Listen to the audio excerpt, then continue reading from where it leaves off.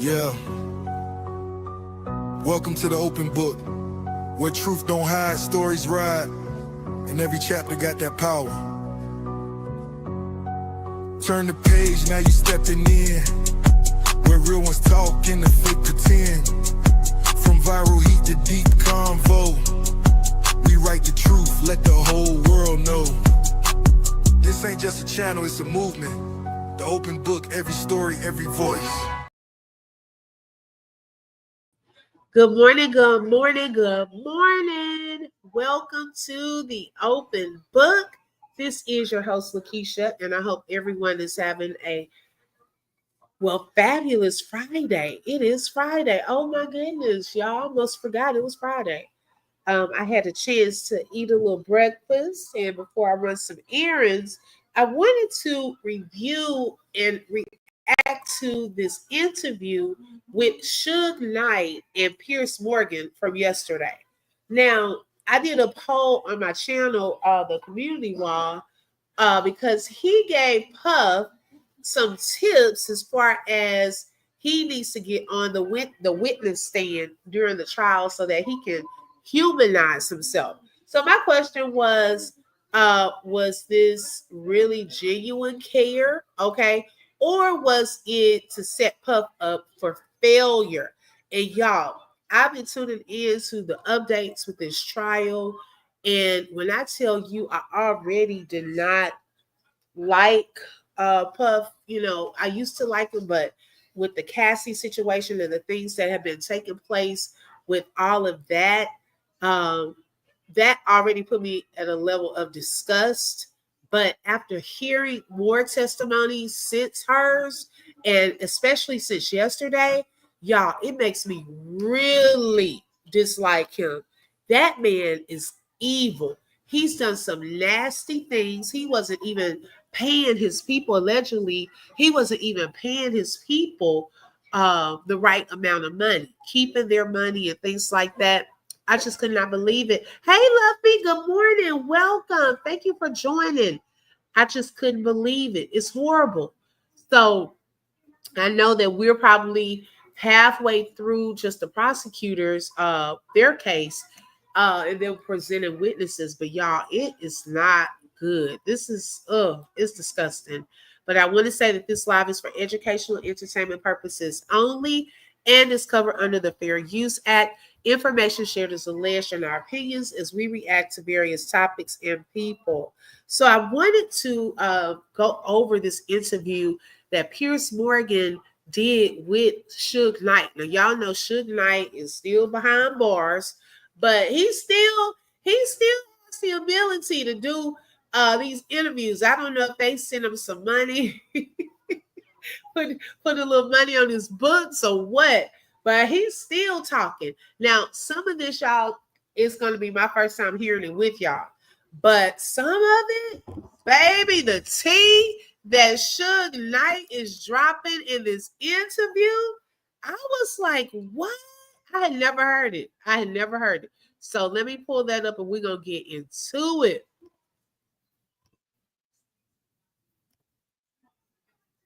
Founder and former CEO of Death Row Records. He joins me on the phone from the R.J. Donovan Correctional Facility in San Diego, where he's serving a lengthy jail sentence. Suge Knight, welcome to Uncensored.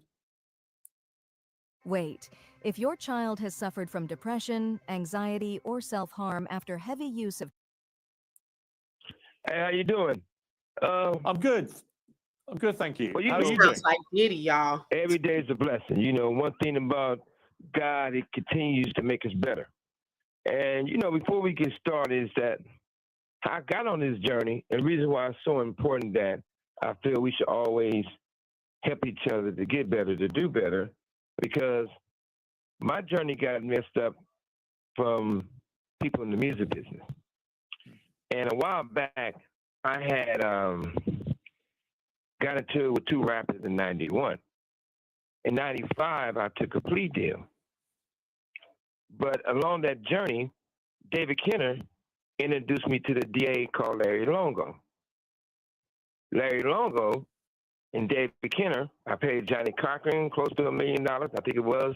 David Kenner $1 million. And they say, take the deal. It won't be no strikes, and it won't be no felonies. So Johnny Cochran wrote in and told them, this illegal sentence, make sure they go in and fix it and don't give me a strike. All that's on paperwork, and all that I filed as a habeas. But the DA got fired. David Kenner got blessed. The DE got blessed. And I ended up with extra time on this sentence because my sentence carried 2, 6, and 11. They double me up for a strike I didn't have. So that goes to show you they can use things against you to cost you more time. They let Bill Cosby go because the fact that he's had an agreement verbally. Mine is in writing by my attorney, Howard Price. It says that I'm not supposed to have no strikes. And they still haven't granted that to me. But the sad thing about all this, regardless it's Puffy, regardless it's Easy, regardless it's me, and it was just a situation where when you create something so big and bigger than life, people want to take it from you. And if they can't take it from you... So, Suge, just to jump in, what you're saying, because for viewers who are not familiar with the intricacies of your situation, in September 2018, you pled no contest to a voluntary manslaughter in a fatal hit and run 3 years earlier. Your conviction, along with the previous felonies, triggered California's 3 strikes law. You got a sentence of 28 years in prison. You'll be up for parole in October 2034 when you'll be 69. And what you're intimating there is that one of those strikes shouldn't have been on your record. Is that have I read that correctly? Neither one. Neither one of those strikes should be on my record because I don't supposed to have any strikes. Also, they had proof of the guys with guns. They got proof of tapes where Andre Young paid these guys to kill me with a personal check. $20,000 here, money there, and they all agreed they was paid to kill me. And the fact that if you really look at the whole situation, it started with One Oak. Same people at One Oak got shot 7 times. Same people at Tams tried to kill me. Same thing if the FBI says it's a price on your head, they want to kill you. So when somebody tried to kill you and you get away, how did I end up in prison? But the most important thing about this, they denied me to go. They wouldn't let me go per fur, but David Kenner, my attorney, did the most crookedest thing on record that you can possibly do. And this is a guy who's getting this, they're trying to do this barman 24, 25, 21, and they never reported that to the courts or to me. But past that, the situation is this. A lot of crooked cops got involved in hip hop. Those same crooked cops, I felt that cost me my freedom, cost Puffy his freedom for now, cost a lot of people bad situations. Well, I will pause there for a second. I beg to differ because based off of some testimony that we even heard in the Diddy trial, it almost seems like the cops were in love and liked Diddy when he was in town and let him get by with some things. One of the assistants said they got pulled over for speeding and they were going to give a ticket, and they saw Puffy in the car and was like, oh my goodness, all happy. Okay, when Puffy was in his Bad Boy Enterprises truck and was leaving Kid Cudi's house, hightailing it out of there, trying to chase after Kid Cudi's truck, the cops ran the license plate and did not pursue. So I beg to differ on that. I do think, and this is my opinion, that some of these cops are also working for some of these rappers as well. Okay. And I think that they caused the biggest 2 rappers in hip hop history, Tupac Shakur and Biggie Smalls, their life.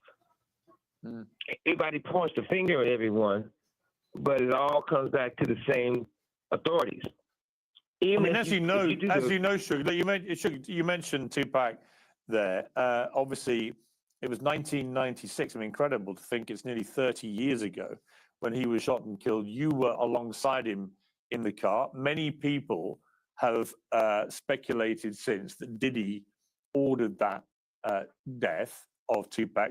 Is that your belief? well, first of all, I got a bullet still today, a 45 bullet into my skull. You can look at my medical records and see the x-rays and see it's in my skull. They didn't remove it because they said if it would have went another inch, either I'd have been a vegetable or dead. Now, as far as what they say Puffy did and didn't do, just the facts. Great. The new GoDaddy Arrow has AI marketing tools to help small business. The facts of the matter is this. It's a guy named Reggie Wright Jr. who was over security. He didn't work directly for Death Row, but he had a security company called Right Way Security, who did security for Death Row with off-duty police officers or guys with a CCW. Everybody knows when we go to a fight in Vegas, we're going to be at the Tyson fight, or we're going to be at my club they call Club 662. You can go to that club and you'll see Mary J. Blige perform, Jodeci performs, Tupac performs, Snoop the Dogg Pound, Andre. I mean, unbelievable talent in one place. That night was going to be Run DMC East Coast night. Reggie Wright Jr. told the security they can't carry firearms. The sad thing about that, Pac hated Reggie Wright Jr., so he had fired him before any of that. I don't know the right date, but I'm quite sure it was. It's paperwork that shows it. But the crazy thing about that, it was a bodyguard named Frank Alexander. Pac hated Frank. He was cool at first, but towards the end, he hated Frank because Frank always wanted to get into pictures with Tupac. And Tupac was very militant, so he was like, man, I don't want a bodyguard taking pictures with me. How is he watching my back if he's getting himself in the pictures? So I hired a guy named Michael Moore and told him to bring another off-duty police officer because they kept their gun and they was real aggressive by protecting Tupac. So on the way to the fight, Reggie Wright Jr. tell Michael Moore he can't carry his weapon when he's doing bodyguard work for Tupac. Michael Moore said, well, I'm going back to the hotel. If I can't carry my gun, I can't protect myself or Tupac, so I'm not going. So Reggie Wright Jr., who nicknamed that Pac gave him Pork Butt, so Pork Butt goes and says, Frank, you can go, but you can't bring your gun. Now, everyone knows you can't be a bodyguard without a gun. So after the fight, we come from the fight. Tupac got into it with another guy. It was a big fight. After that fight, after we stopped to a few places, we go to my house. I told Frank, I told all the security, I told everyone. Pac just beat up a well-known gang member. Send 4 or 5 guys extra to the house to escort Tupac to the club. Reggie Wright Jr. refused to send the security guys, refused to show up. That wasn't a coincidence. It was a murder for hire hit. We was blocked in. It was more than one shooter. Only person know the truth, the real truth, is me and Tupac. He's not there to tell it. Only person knows is myself. But Reggie Wright Jr. tried to change the whole story of the narrative of what actually happened, and he was not there. During that situation, Snoop, who everyone knew at the time, wanted Tupac dead. Really? Snoop. Now, wait a minute. Is that y'all's first time hearing that? I have never heard that Snoop wanted Tupac dead. Have you ever heard that, babe? I've never heard that part. Now, my thing also with that whole scene, why was Tupac, if they already knew that Tupac had that fight with that gang member, my thing is, why would he even be exposed like that? Regardless of whether security went with them or not, why would they have Tupac just sitting in the front seat of that car like that? I mean, he was like an easy target. It was no cars around him or anything. So that's my whole thing. Like that part in itself. And then I've never heard anything about Snoop having any beef with Tupac. So what is Suge talking about on this part? Girl, I've never heard that. Wow. Had a meeting with Daz, Corrupt, Nate Dogg, the Dog Pound. Said, we're not going to Vegas. This is their words, not mine. We're not going to Vegas because basically something's going to happen. Somebody's going to get killed, right? So Corrupt tells the story. Daz tells the story. Warren G tells the story. Now, what Dad says, when Snoop said that, I said, damn, we can't go to Vegas. Who's going to get those niggas? They already going to get got, basically. Corrupt tells the story and says, once he tells everybody they can't go to the fight and can't go to Vegas, turns around, Nate Dogg says, I'm going to go to Vegas. Then because I'm going to Vegas, Hey, Mr. CKB, thank you for stopping in. me and Pac. He said, as long as I ain't around them, I don't have to worry about getting shot or getting a stray bullet. That lets you know, premeditated plan.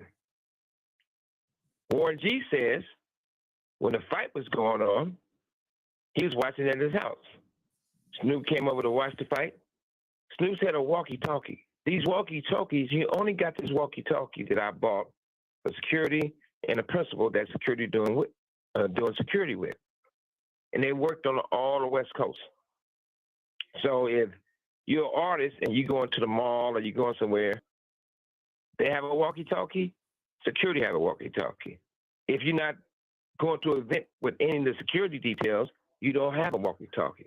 Because I didn't buy that many because I wanted to be exclusive. They hand them out who was needed. Are you there? Yes, I'm here. Yeah, so Snoop comes in, according to Warren G, and he got this big walkie-talkie. They start hearing the gunshots. When we getting shot, Snoop listening to it in real time. Pow, pow, pow, all over the radio. That's when he tell him, hey, I got to go. They just killed Tupac and shot Suge. How would you know? Nobody said that on the radio. You just heard the shots. Now, Reggie Wright Jr. and Michael Moore in the car.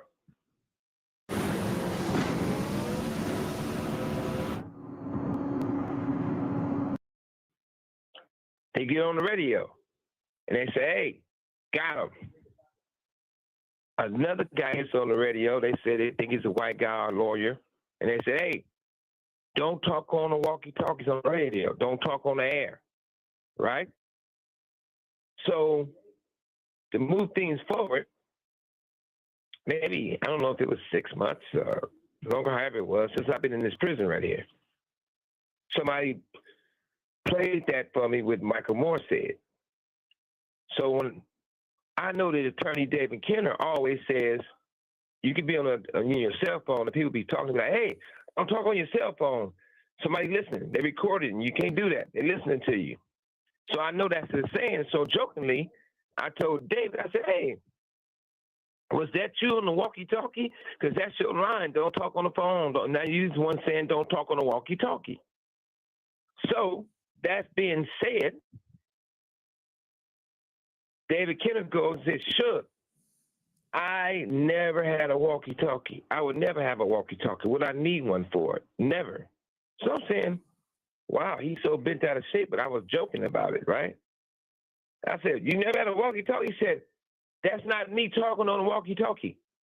I never said he was talking on the walkie-talkie. So that raised red flags. Didn't think nothing much about it. So Kenner had sent some of my boxes and files to another attorney. And another attorney got them, right? At the time, he wanted the boxes back. That didn't make sense. So when we discovered a walkie-talkie in the boxes, you know, nobody puts something in the box that they're going through the exact same way. So the walkie-talkie, my guess, probably was in one box. And when they looked at everything and reading through everything, and they was asking me about this walkie-talkie, they had put it in another box. Kenner, a guy named Steve that works for Kenner, went and grabbed the boxes from another lawyer he has it. Went and stole the wrong boxes that the walkie-talkie was in, but we still got the walkie-talkie. I said, send me a picture of it. So on my tablet, they can send photos, so they sent me a photo of the walkie-talkie. It blew me away. One part of me, it made my blood boil. Another part of me, I just seen Tupac face flash all in my mind. I see these motherfuckers involved with the assassination. So I tell Kenner about it. I said, David Kenner, you said you didn't have a walkie-talkie. Now you had one. So after that, our relationship after 30-some years went cold. He went and told the judges. He started trying to pull off my case. He tried to sabotage my case. He did, and everything I'm telling you about is the proof. So ultimately, Suge, look, it's fascinating stuff because I remember this all happening in real time. So it's fascinating just to hear you talk it all through it in this way. It's like a sort of murder mystery episode. But ultimately, I've got two. Well, to me, it also shows y'all it's almost like they purposely took the bodyguards away from Tupac during that time. Like that part was strategic because how would they, like he said, you have a bodyguard. For one, it was an intense situation. Okay. If he had just gotten down there, and I know this part is not going to be about Tupac, but if he had just gotten down there and he got into that fight, he should have gone out anyways on that same night. Like that in itself, it was a high red alert.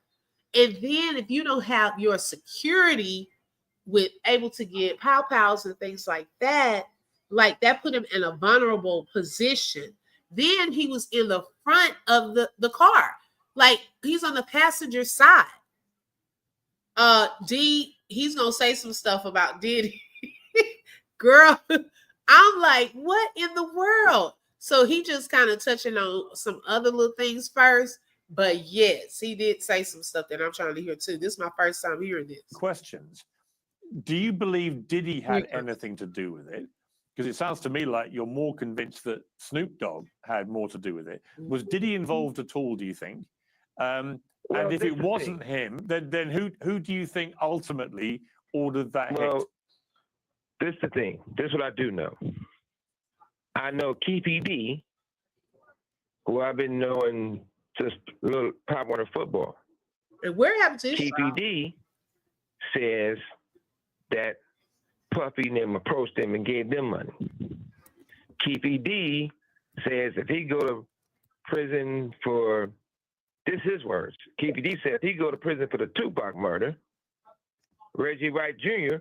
gonna go to prison for Biggie's murder. So all these things going back and forth. You know, who knows what? Absolutely what? What we do know, money was paid out. What we do know, according to these guys, to the police, not the police are actually doing the investigation, the cricket cops. You got to remember. Did you ever ask Diddy directly if he'd been involved? Well, that question would be no. Since all this happened, I never had a situation to have a conversation with Puffy. Majority of the time, Puffy see me, he going out the back door or going down the street somewhere.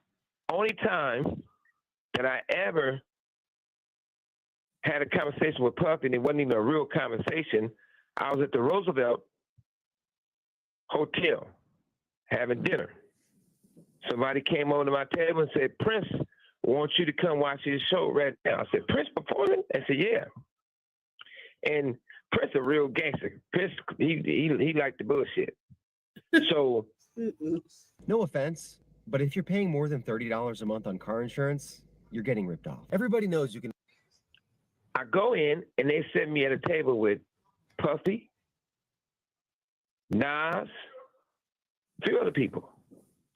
Prince playing his guitar and he walked to the table and looked at me, looked at Puffy and started laughing. You can tell he playing the whole thing.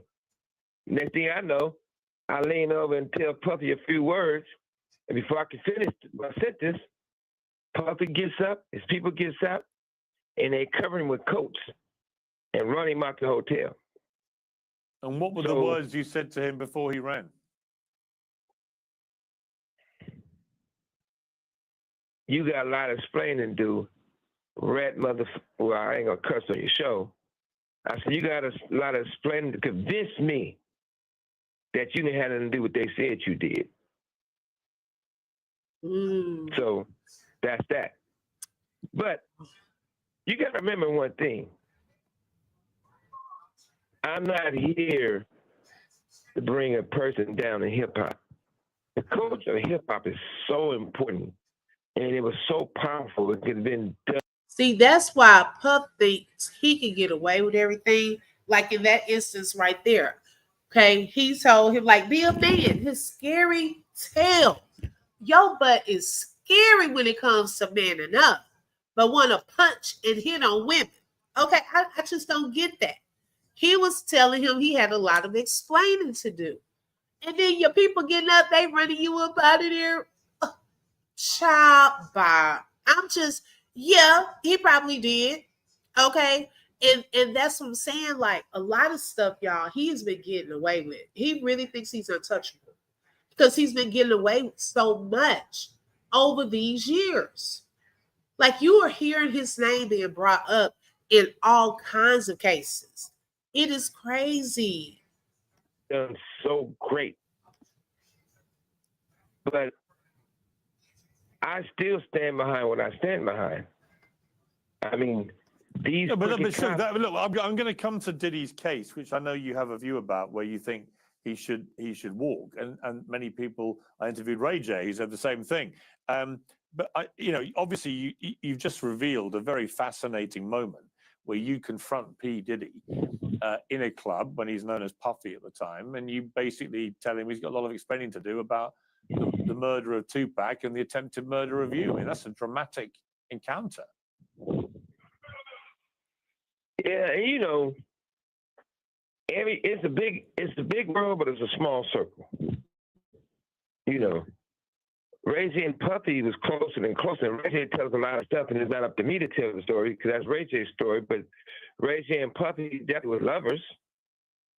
Puffy allegedly gave him $10 million to an album. They never put one song of two brothers loving each other, whatever it's supposed to be. It's just, to me, we have so much. If you look at all the bad things in hip hop, when it's all said and done, it comes from just to be clear, what I think you just said, Suge, you just said that Diddy and Reggie were lovers. Is that what you said? Ray J. I said Ray J and Puffy was lovers. Really? Yeah. Was that well? Wait a minute. What is Suge? Wait, Suge, he done went straight into the man's business. Not allegedly Ray J and Puff were lovers. Wait, what? Let me just hear that little part right there. That Diddy and Reggie were lovers. Is that what you said? Ray J. I said Ray J and Puffy was lovers.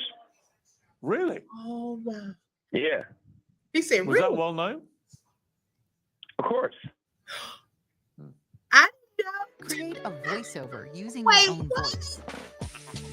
Oh my gosh. But ultimately, Suge, do you believe that Diddy and or Snoop Dogg were directly involved in that shooting? I believe that I'm putting it to you like this. When you take Death Row, you take Bad Boy. Puffy and I was friends. When Puffy would come to LA, I could pick him up from the airport a lot of times, we'd hang out. If I do an event in New York, Puffy then came to my event and DJ the whole night for free. So you can't say we wasn't friends. But later on, right, people from Death Row and people from Bad Boy, regardless if they securities or not, they remain friends. And I didn't tell my people, you shouldn't. I'm quite sure Puffy didn't tell his people they shouldn't. I don't think. I'm not in his head. But I do know this. We was going to an event, the Soul Train Awards. When we was going to the Soul Train Awards, me and Pac was in one car. We had a bus and a whole bunch of more cars. It probably was 100 deep. But everybody had tickets. Reggie Wright Jr., who's head of security for us, called Bad Boy people and the police who's doing security for the Soul Train Awards and said, hey, only let Suge Knight and Tupac in because they got almost 100 guys with them. You don't want no problems. So eventually, our guys had to bust past the police. He wanted me and Tupac to go in there and fight all those guys by ourselves. They even pulled guns, right? But our guys came in, and that's what happened, right? When you look at that situation, and you look at it's a guy named Gene who does security for Puffy. I know what the recordings say, what people say, and what the proof is. What Reggie Wright Jr. says. By the way, I always say this because he liked me to call him Pork Butt because he happy about that because that's the name Pac gave him. What Pork Butt says is that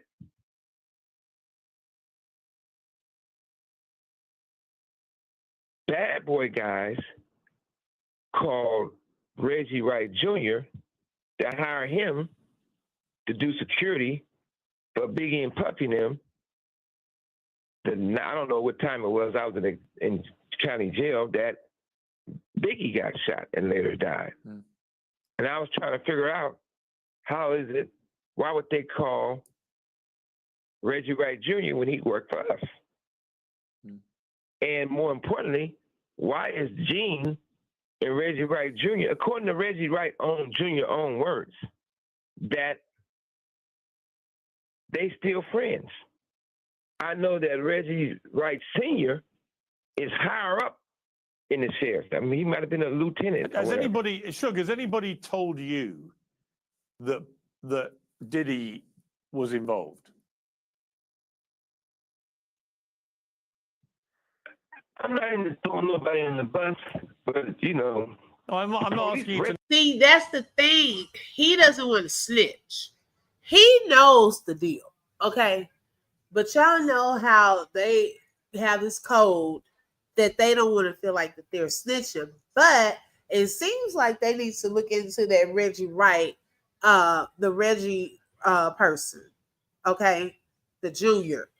Because if he was security for Tupac and Biggie, that is a huge coincidence. Okay? That's a huge coincidence. Wow. I'm not asking you. I'm not asking you. I'm not saying. I'm not asking you for a name. This is the thing. They said that. TPD said that. It's a check says that. But at the same time, like I said before, this is what you got to really understand. They took Reggie Wright Sr., who's over the gang, you don't know Compton better than anyone, off the case, basically. because they said his son was involved in assassination of Tupac and being get shot. Mm. And Frank Alexander, in tears, told me that these people was all involved. Wow. And that's why he did not perform the way he wanted supposed to perform. And if you really look at the other situation, he got interviewed by the grand jury, Frank Alexander, and he lied to him at first. He said everything started over a chain, which is a lie. He says when we walk into the MGM, Orlando Anderson tried to snatch Tupac chain. So the next second day he go to get interviewed, he said, I got to clear up something. I lied the other day. He said, why'd you lie? He said, Reggie Wright Jr. told me to say that they tried to snatch Tupac's chain, which was a lie. My thing is, Do you think, Suge, you you'll can ever? tell that these police, the messed up area investigation there is to mess up purposely. No, I hear you. I mean, do you think we're ever going to know for sure who was behind that assassination of Tupac and attempted assassination of you? Did your teenager develop depression, anxiety, or eating disorders after He becoming knows, he addicted to just doesn't social want to come media? out and say it. I'm quite sure we will find out because this is a few people who finally trying to get it right and tell that real story. And they've been going through a lot of times with that story because you had guys like Snoop and Reggie Wright Jr. and all these people calling these people trying to basically threaten them. It's an audio of Snoop Dogg basically admitting why Tupac's dead. He's admitting why he died. And my thing was, how would you know all this if you wasn't involved? And I could have been an asshole and released that audio. Releasing that audio would have put Snoop in prison for the rest of his life. That's how powerful it is. What's happened to that audio? So, what'd you say? What has happened to that audio? Oh, it's still there. But he's admitting the truth. And it's real sad the fact that even though Snoop didn't buy Death Row, he never purchased Death Row, he just registered the name to try to use the name of... Man, if that is true, y'all, it was a lot of people wanting Tupac out of the game. He had it from all angles, even the very people on the same label. That is crazy if that was true. I would have never suspected Snoop would have something to do with that, allegedly. You know, we've heard about the check. There was a check allegedly from Diddy for this whole situation, but I've never heard Snoop's name come up in the Tupac Unalive. Hey, Shelly Show. Hey, sis. Wow, D. I have never heard that. If that is true, I mean, he had a lot. He was a threat to them. He really was. They knew Tupac was good. Golly. Of Death Row. And he can't show you paperwork. He can't show you the proof. But what he could show you the proof of, it's crazy about him. Because one day, he's talking about doing a gospel album and praise the Lord with a road. The next day, he's trying to do songs regardless if he's talking about me and other people. I don't know which one he ever going to get. It's two sides to the devil. One day he wearing blue fingernail polish on his hands and switching. The next day he a Crip mascot. But what I do know is that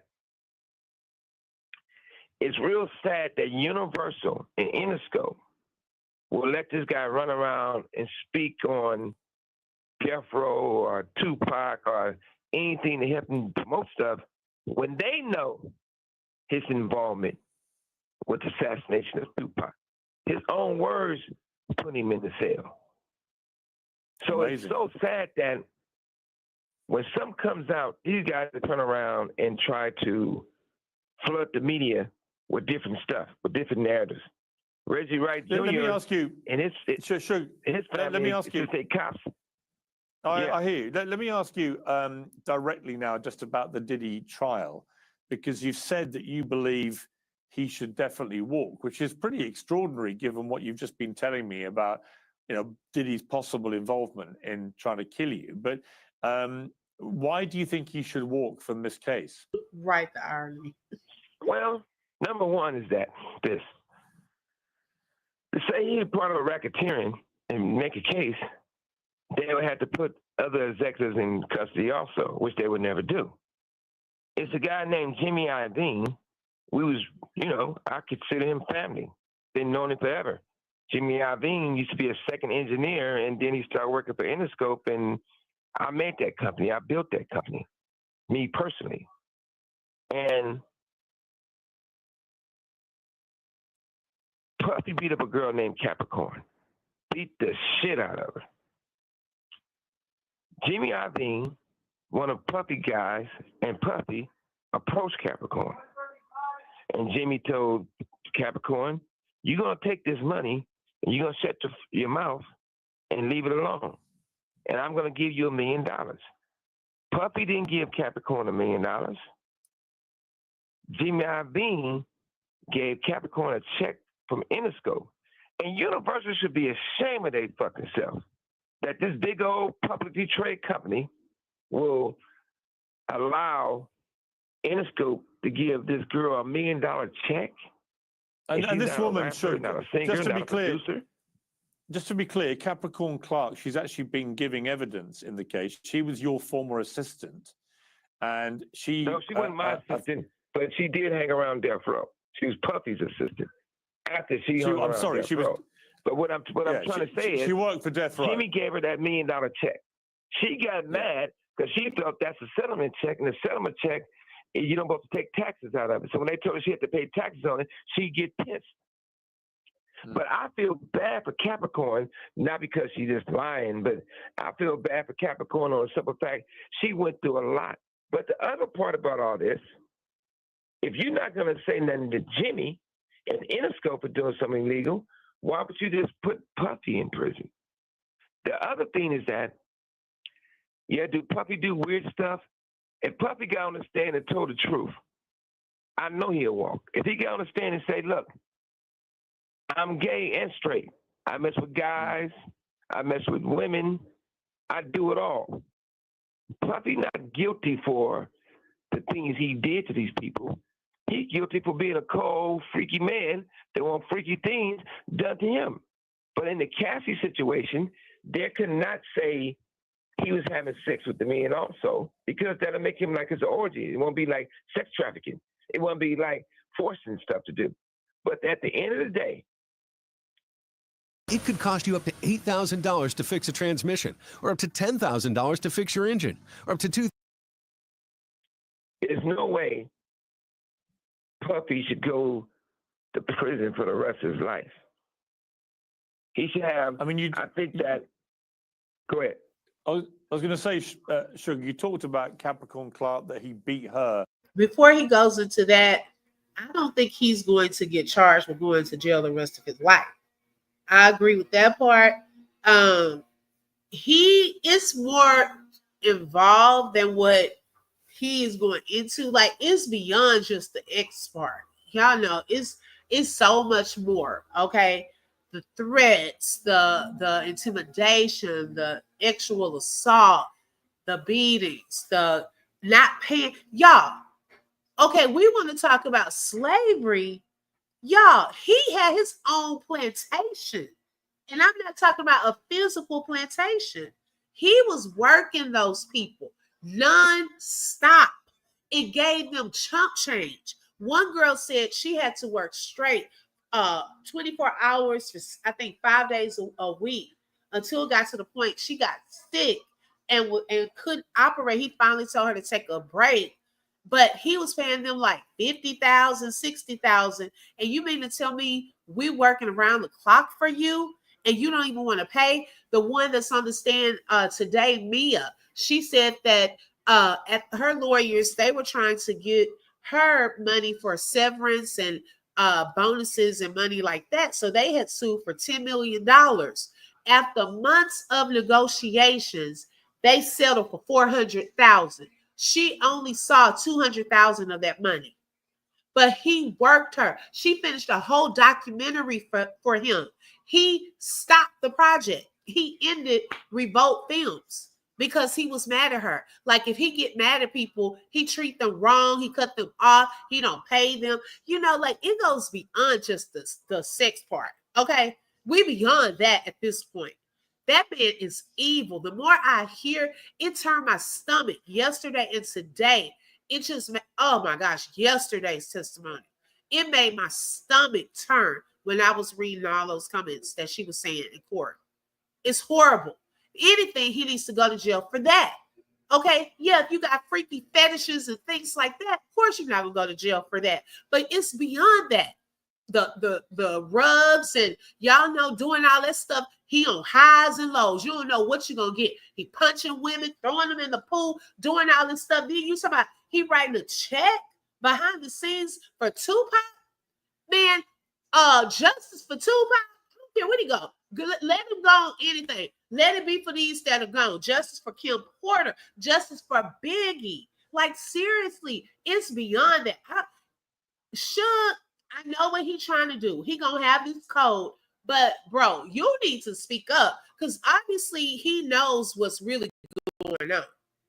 Yes, D. Yes, allegedly, Suge just said for those of y'all coming in that Ray J and Diddy were lovers at one point. Allegedly. Okay, he's gonna get some time, but not life. I agree. I don't think they're going to give him life. The first 24 hours, I would have been out of there. Exactly. He coming to the interview in his underwear, you know, intimidating women. You got to answer the phone when he calls. And then one girl said he gonna snatch her phone and take off running. What kind of punk mess is that? You take off running, then somehow I'm gonna go through your phone. If there's anything in here incriminating, I'm gonna let everybody know. Like, holding stuff over people's heads. He records stuff. He holding the audio, the videos, all this stuff to hold over their heads. So all these celebrity people out here that's been quiet. Okay, y'all ain't been showing up to the court. Y'all probably not putting no money on his books and stuff like that. Guess what? If he goes down, he gonna tell all of y'all. Like, seriously, he gonna try to get less time. Right now, he's trying to work it because he think he's gonna get off. But if he starts seeing that he's going down, he's gonna bring other people with him. Hi, Real Talk with Pratt is in the building. Real Talk, I have not seen your last inbox, but I'm gonna check it out. Thank you so much, y'all. Real Talk. If you need anything like intros, outros, music, please hit him up. He is a blessing and very creative. I really thank you. Even his own videos. Okay. Yeah, y'all. This thing got me hot. Like, Suge, if you're gonna do an interview, bring it. What's the point of doing the interview? Like, hey, it's almost 30 years since Tupac been gone. Okay, so are you waiting for Diddy to get behind bars? Like, what is the issue? Very badly. He beat Cassie Ventura very badly. He was clearly very violent towards women.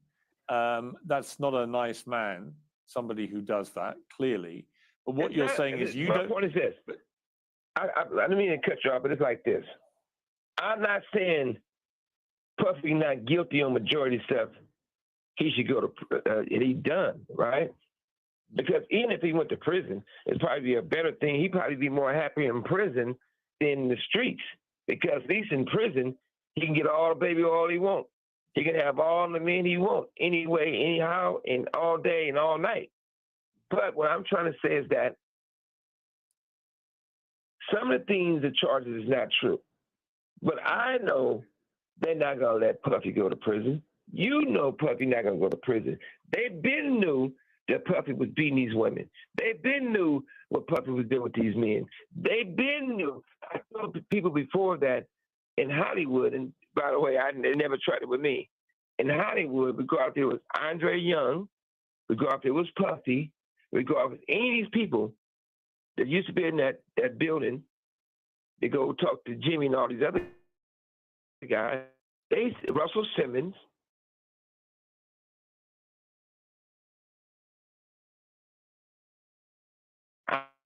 if the egg can go in these guys' rectum and it don't bust, they think they're doing a great job.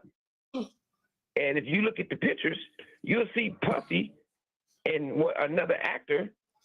The guy was married to Katy Perry.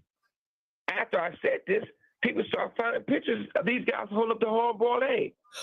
Only thing I'm saying is, wow. The bottom line is this: that because Suge Knight don't wear shiny suits on there. and dance in the videos, Right. I'm in prison illegally. I'm kidnapped. If it was anyone else, they'd give me a warrant and I'd be free. But since that is the other way around, they can get Puffy telling people they want to kill me. They can say they come in with guns to kill me. They can say they come in and do this. They can have a people who shot me in One Oak do songs about shooting me. If you look at those people, who is those people in bed with? That's the question. It comes back to Puffy. If the FBI can tell me that they're trying to kill me, if the authorities can say they're trying to kill me, and I've been shot different occasions, and the very first time that they try to kill me and I get away and somebody happens to die and I get to go to prison, when you really look at it, Puffy didn't have sex with too many higher up people in the industry. Now, I'm not talking about women to get convicted.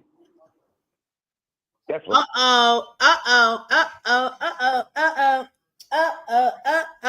He said, this is from Suge's mouth, allegedly. Puffy has had too much X with higher ups. He's not talking about women to get convicted. Ooh, is that where he gets his confidence from? That he thinks they're going to bail him out? That they got the power to get him out of this? Does he not know that they will let him be the sacrifice? Okay, like seriously. This is crazy.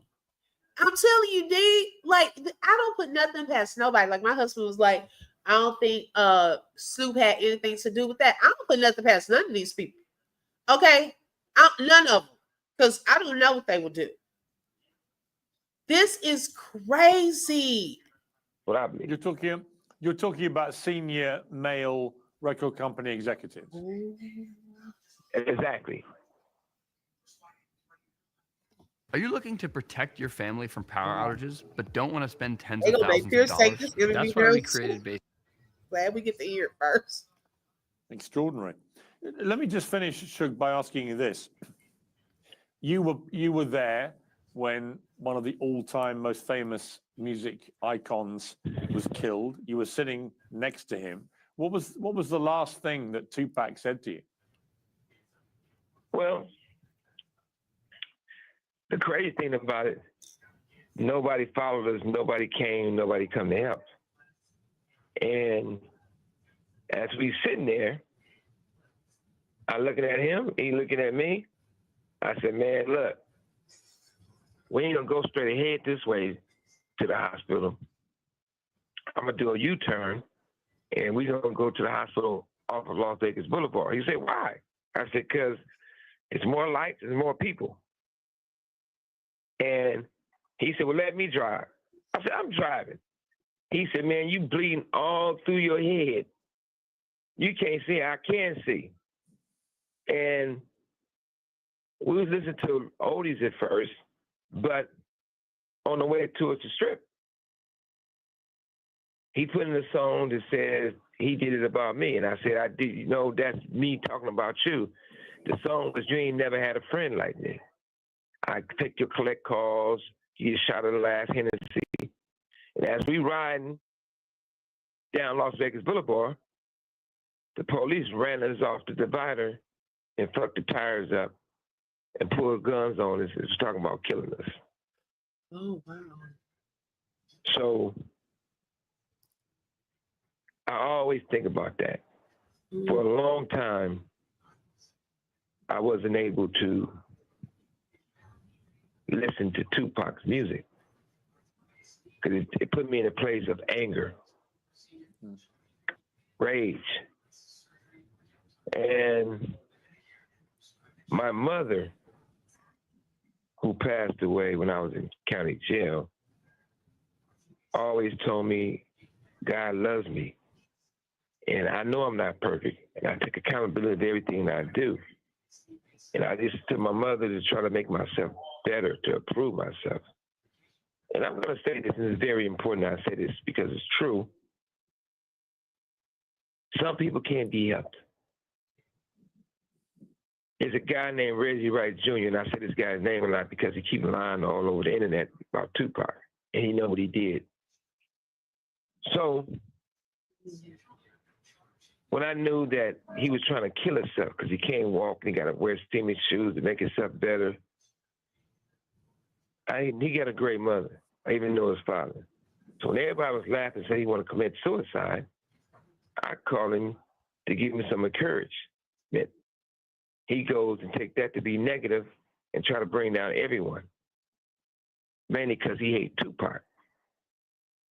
If anybody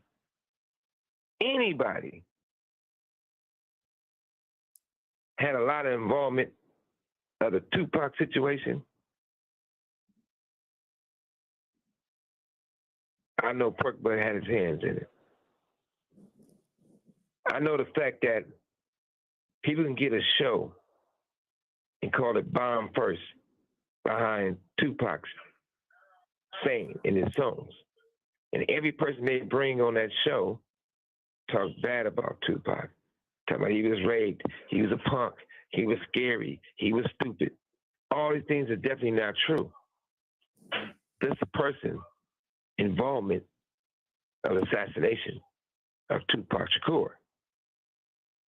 I do know one thing.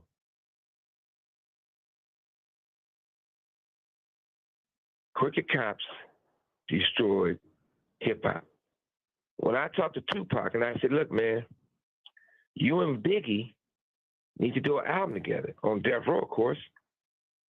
We can make it 4 CDs in one package. Reason why I said that, I was in the hotel room, me and Tupac. All the bitches was, in the bedroom, in the living room, the penthouse talking. And he was on the phone with Biggie. When they having their conversation, I didn't see enemies. I seen that Tupac was hurt because he loved Biggie. And I knew Biggie loved Tupac. The reason we bothered Tupac so much about Biggie because he felt Biggie set him up when he got shot in the studio in New York. And that's all he wanted to say. But Biggie, I used to beg a bitch to let you sleep on the couch. Biggie, I always held you down. Okay, D, I'll be there in a little bit. At least you was my brother. And then now he put the Biggie on speaker. Y'all, for the life of me, I always think that Diddy had something to do with that, in my opinion. Like going back and forth, making it look like this and so forth. He did not want them to become close. Imagine the power pack duo that would have been if they were actually able to work together on their music. It was a lot of people not wanting them to be close, to be great. Okay, Biggie and Tupac. And if the cops, he said crooked cops, guess what? They were crooked cops. They were getting some funding from somewhere. I'm pretty sure they didn't just, let us get rid of these two powerful rappers. No, where are they getting the funding from? It had to come from somewhere. And you can see Biggie telling Pac, I would have never set you up and, get shot. That wasn't me. And then to the point where, to one point, he sort of threw Puffy in the bus. And the reason why I say sort of, because he said, Pac, you my man. He said, that's more like Puff. Well, he said, I ain't going to say all that. Basically, I wouldn't have did that to you. And I could see Tupac was relieved, but he's still angry at the fact he felt that Biggie didn't do nothing to stop it. So me being a businessman, me being an older brother to Tupac, I said, man, seeing you got your answers. I said, I could tell you down about the situation. He said, man, you know what? He said, Biggie's my brother, man, but I hate the motherfucker, but sometimes I love the motherfucker. And he had that old Tupac laugh and do a grin about it. Had a big grin. But I'm going to say this before I go. We're QuotaPath. We help revenue teams graduate from spreadsheets. Dick Carter was a friend of mine who happened to pass away by accident that I'm in it for. And to the point where his family was suing me. I told David Kenner, he related to the lawyer that represented him named Lance, that I would give the Carters, the wife and the two daughters, $2 million apiece. I was prepared to give them $6 million. They was going back and forth to get it done. Attorney Jasmine Mine got involved and then they helped get the situation for Kenner. But I felt bad because they said, we don't got to give them that. They dumb.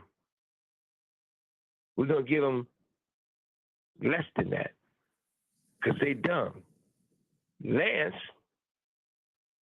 made me angry because he told Kenner and them that Lydia Carter is a drunk. But who wouldn't be a drunk? You lose your husband. She said she's a drunk alcoholic and her breath smells like shit. Her breath always stinks. That pissed me off. But more importantly, Lance sold the Carters out. I knew one thing. Once Attorney Jasmine Mines got involved, and she being a woman, I knew that was going to change the whole, not that she's not smart, but it was going to change the whole look of the case. And then when you look at the thing in court, in the settlement, the last day in court, you got Lydia Carter and the two daughters sitting on one side. You got David Kenner, Attorney Jasmine Mine, and you got Lance sitting next to Jasmine on my side. Crazy stuff. The Carters and saying that he sold them out because he rather sit next to a pretty girl. Crazy stuff. Suge Knight, we've run out of time, unfortunately. It's been fascinating to talking to you on Uncensored. I really appreciate great talking to you. I'm out of time myself. Hey, put it to you like this. I ain't saying I'm perfect, but I am Suge Knight. I'm out. Wow. Well, he said he said some stuff that was shocking about the Diddy Ray J situation, and then y'all the hard-boiled eggs up the behind. Okay, that Diddy allegedly and some of these higher ups, I guess if they don't crack when they stick it in the rectum, okay, they've been doing a good job. So I don't know how true all of that is. He has said the Reggie Wright person had some type of hand in it. He also insinuated that Snoop Dogg, for those of y'all who came, also knew what was going on with Tupac and there's some audio out there where he's pretty much telling why he had to go. Let's see what else, some highlights. I got the fact that he didn't want to full out say that Diddy was behind it. I was getting that from him, but he knows some things. It's already been stated that a check was written from Diddy for the Tupac situation. Okay, allegedly. He's thinking that Diddy's going to get off because of the higher ups that he slept with. And he said they're not women he's talking about. He's talking about some men. Now, a lot of people have been looking for Clive Davis. Okay. Where is he during all of this? A lot of people are quiet. Okay. A lot of people are quiet right now. I know the testimony from Mia, the ex-assistant. Y'all, it is horrible, some of the things that she has alleged, against him. So we're going to see how all of this pans out. Maybe, I don't know if Suge is holding out to see what happens with this. I don't know. It's because it's a lot of powerful people. But he also brought up something, too. If Diddy goes down for some of the racketeering and things of that sort, he said that it should be some other record companies and other people that should go down as well, because they do the same things. So I don't know. But that was all that I had on today. I thank you all so much for joining. Make sure you hit that like button. Also, if you have not subscribed, make sure you subscribe, and don't forget to hit the bell, because you never know when I'm going to go live. Bye, everybody. Bye-bye. You just flip through truth with the open book. If you felt that heat, like share and stay locked in. Another chapter done, but we far from finished. Truth on the mic, yeah, we handle business. Real talk, no fluff, just facts and fire. From the book to the block, we taking it higher. The open book, every voice matters, every lie shatters. Catch you next page.